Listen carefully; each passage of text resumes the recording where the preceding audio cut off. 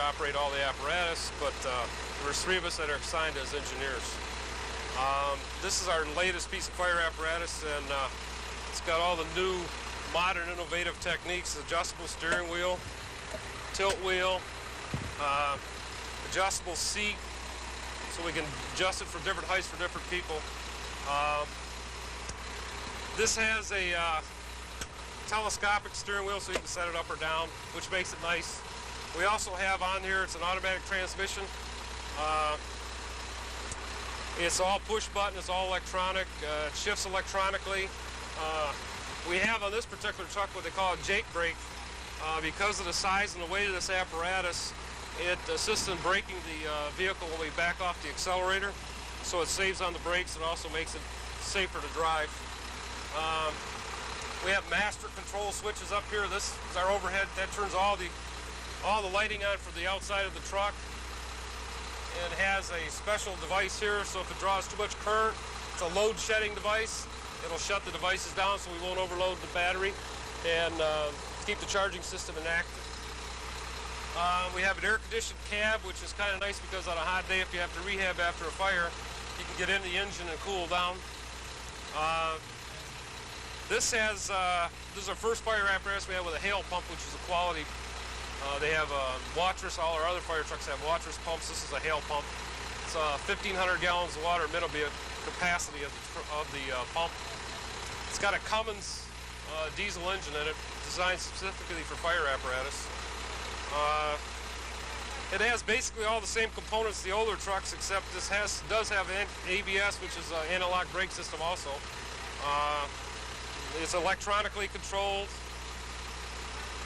It does have some really nice features that we never had on some other apparatus, so it's kind of nice.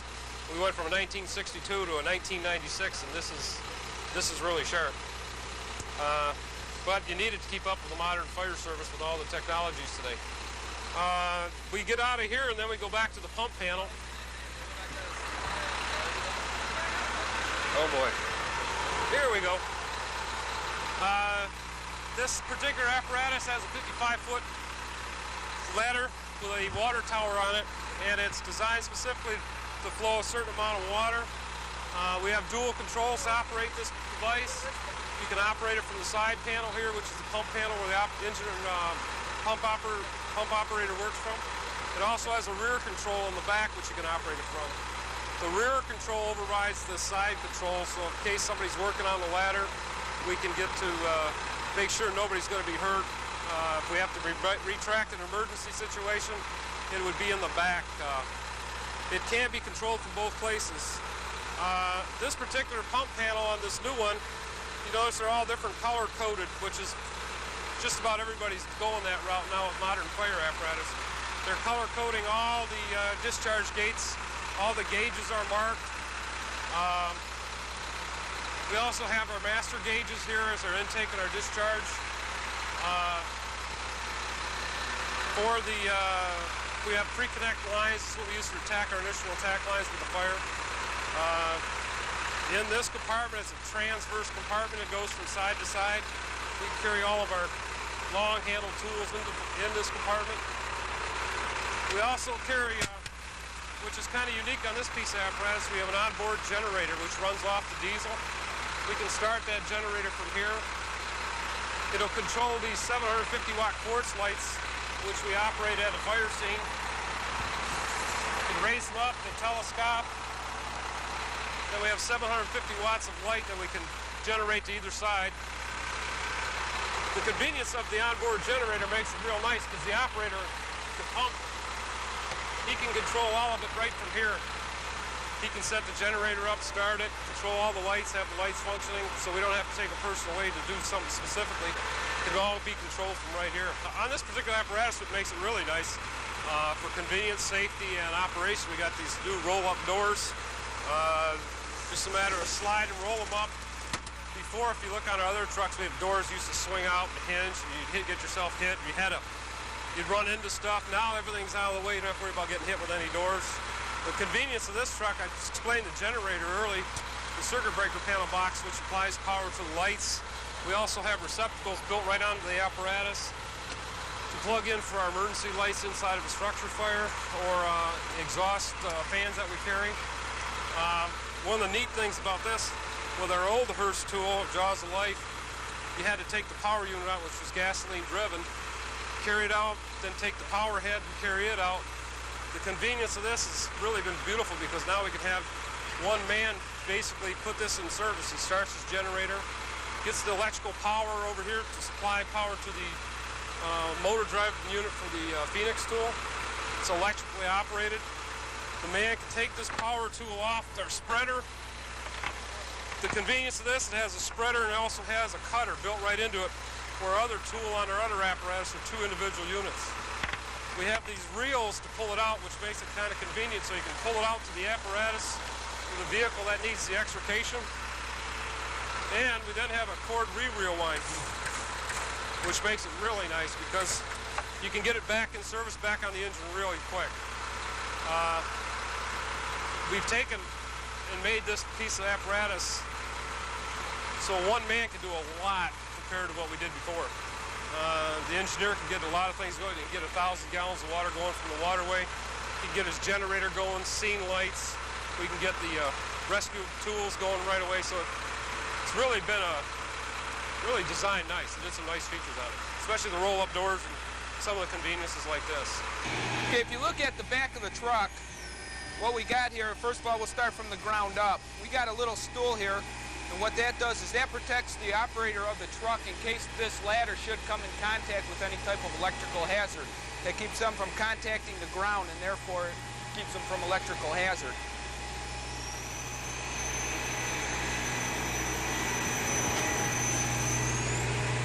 Here we have the intake, and what this intake serves is it serves 2 purposes. We have one switch that throws that it can go into the pump system and create water at a higher pressure, or if we throw the pump the other way, we can relay from another truck, and that will give us the high pressure that's needed for the ladder operations, and that it doesn't go through the pump system, thereby robbing water from the other hand lines.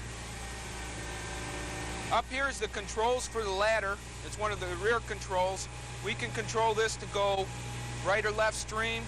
We can different type of stream patterns, either make the stream pattern smaller or bigger, or we can raise or lower the ladder from here. We can do anything we need to do with the ladder from this position. Also, this little gauge here is what they call a span flow meter, and what that tells us is at what pressure we're operating and how many gallons per minute that ladder is operating on, so we know how much water we're actually putting onto the fire. This here is a speaker that we can talk to somebody that actually climbs the ladder. They can actually talk back and forth. We can tell them what we need to do. They can tell us if they see something that we need to do, things along those lines. So that if they're up there, we're in constant communications with the other people. Back here is our supply line.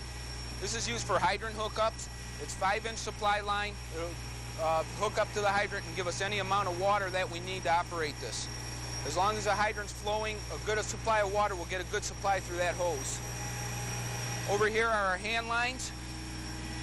We have a 2.5-inch hand line that will be pre-connected to this truck so that we can pull it right off. Now over here we have an 1.5-inch hand line, which we use in most normal structure fires like house fire, things along those lines. Those are the smaller hand lines, are just more maneuverable. We have steps here, safety steps to climb up on.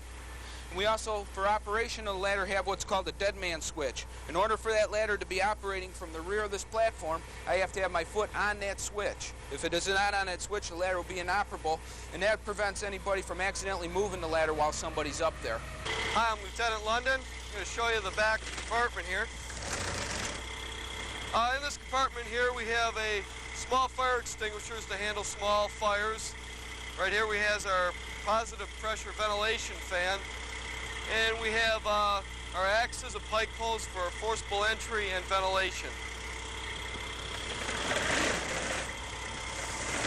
Hi, I'm Firefighter Harmon with the Garden City Fire Department. I'm going to show you the next compartment. What we have in here is a chainsaw used for ventilation. This is top of the line, actually. We use it on cutting wood roofs. Ventilation helps eliminate the heat and smoke in a dwelling fire, makes rescue efforts, firefighting safer, and it's better for the citizens or whoever's trapped in the building. This is an auxiliary extension cord. it's on a reel. That way, if we have electrical appliances or tools or lighting that we want to carry into the house, it makes it that much faster. Hello, I'm firefighter Gary Gallo. I'm going to show you our new cab back here. The first thing you can notice is that this is an enclosed cab where the old one was outside. We'll get in, we'll shut the door. You can notice that our packs are now built right into the seat. You can sit in there. There's also covers that go over our air packs to cover the seat. Another newer feature on this vehicle is that we have shoulder restraints instead of just the old lat belts that we had on the old engine. Another thing you may notice is that we have air conditioning and heat where the old one was outside. We didn't have either of those. We're also able to talk to the captain and the engineer from inside the cab here. We're also going to have our EMS equipment right here against the back wall that we can just pull out instead of opening a compartment to the outside. Those are some of the newer features on this vehicle, and if you want, I'll show you the older one and show you the differences. Okay, as you can see, the first difference here is that the older truck is outside. It's not enclosed like the new one. We have a man catcher here. As you come back, the seats are a little older, you can tell. Not quite all the padding. We still sit into the packs just like on the new truck. Another difference is in this truck we just have a lat belt instead of the shoulder restraint. And the biggest difference is that this is outside. It's cold in the winter and it's hot in the summertime, where that'll be changed because we'll have air and heat on the new one. Okay, what they're doing now is they're stretching the supply line to the hydrant. What they're going to do shortly is Kathy Harmon is going to flush the hydrant. And what we do that for is to get all the debris and if there's any pop cans or anything like that that happen to be thrown down the hydrant, that it'll flush out and won't get caught into the pump and therefore ruining the propellers that are inside the pump.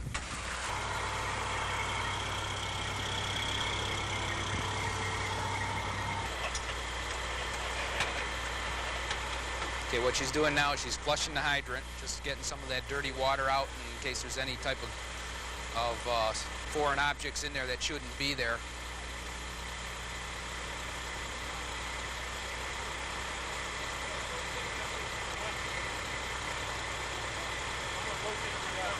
Okay, now she's going to close it up. She's going to connect the hydrant adapter, which is a specialized adapter that's on the end of the hose for connecting to the hydrants.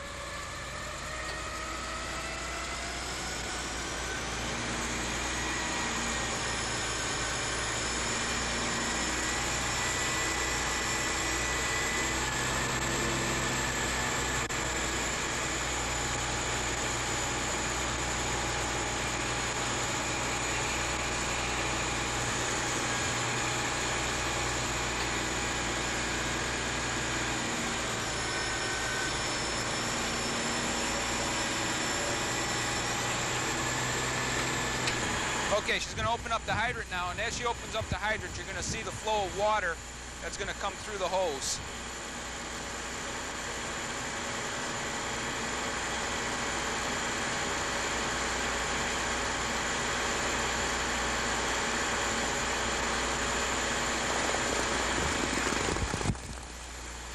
Okay, what that was is that was a twist, and that special adapter took care of the twists that were in the hoses at this time.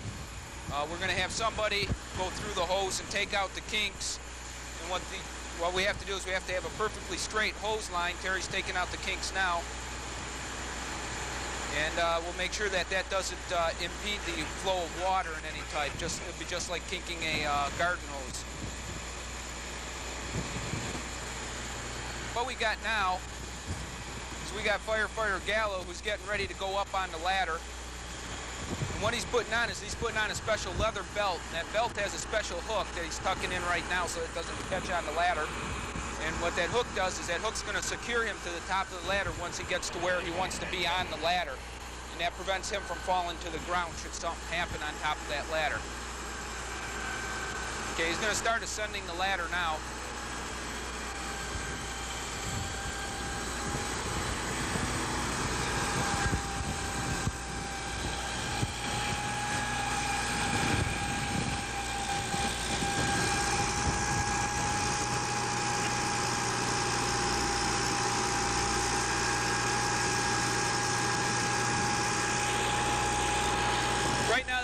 set at its maximum extension of 55 feet.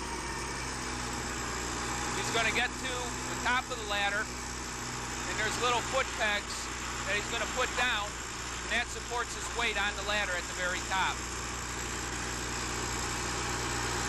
Okay, we're blowing water out of that ladder right now. That nozzle will flow approximately 1,000 gallons a minute.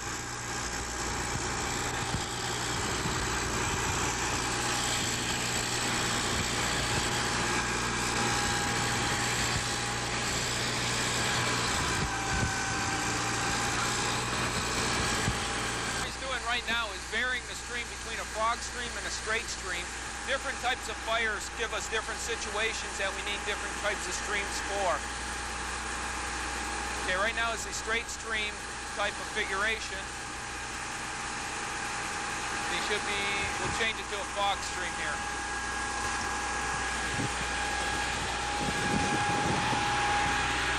Gary, change it to a fog and a straight.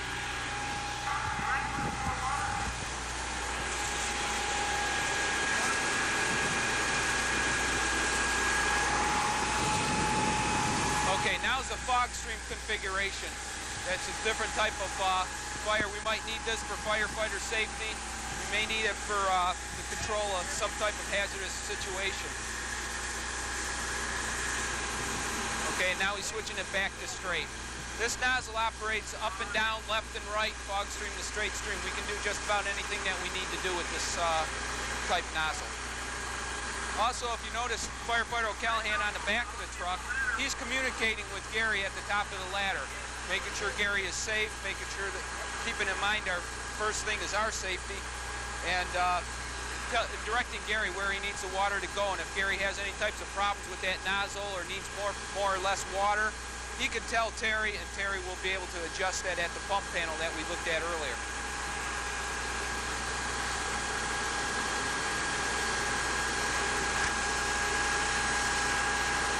This nozzle can be controlled from 3 different positions. It can be controlled from the pump panel, it can be controlled from the rear of the panel, or it can be controlled from up on top.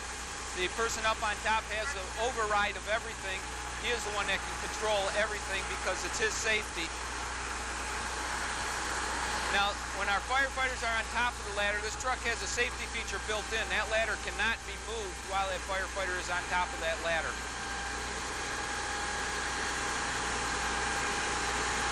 Okay, we're shutting down the water to it right now. Okay, he's undoing the safety hook. He's going to tuck that in the belt so that it doesn't catch on the ladder.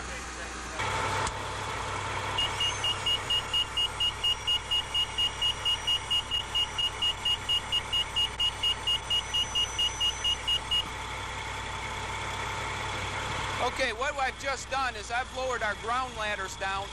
And in order to save space on the truck and in order to make our job a little bit better and a little bit faster, what happens is these ground ladders are actually stored on the top of the truck. This hydraulic lift brings them down to a level that they're manageable so that the firefighters can grab these ladders at this level and be able to advance them. Now, if you watch as I put it up,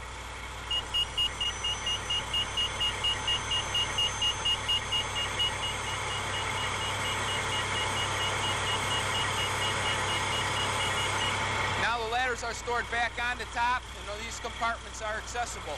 The older type fire trucks, if the ladders were stored on the side of the truck, and that made that side of the truck virtually useless as far as for compartment space. Another unique feature this truck has for compartment space I'd like to show you is we could store extra air tanks actually right inside the wheel well. We store our extra tanks there, and as we use them up, we can put empty tanks back in there and bring them back to the station to fill them. And that's a unique feature. It utilizes every inch of space on this truck for compartments. This truck also carries 500 gallons of water in a big tank that's in the back of the truck that we can use before we connect to the hydrant for any type of fire.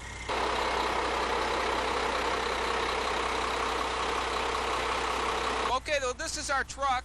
This is our brand new truck that we just showed you. This is a piece of aerial apparatus that we're extremely excited about. It's going to definitely enhance our ability to do our job much better and also definitely make for a safer community. We've had to use aerial apparatus before from other communities and had to wait for them to come from neighboring communities. Now we got our own piece of aerial apparatus. We no longer depend on these communities. If you call for a fire, this is the truck that will respond. One of the unique features I'd like to add about this truck is since this truck is so unique and since it has been designed from the ground up, basically, this truck is going to be showcased in April 3rd and April 4th in Lansing at the Fire Chiefs Convention. The manufacturer has asked to use this truck in an exhibition, and it's going to be a prototype for a lot of trucks that a lot of chiefs are going to order and a lot of cities are going to use throughout the years. Also, I'd like to invite everybody down. October 12th will be our open house to come in and get a first-hand look at this truck. We're going to have this truck on display and get a first-hand look at the truck. All entries for the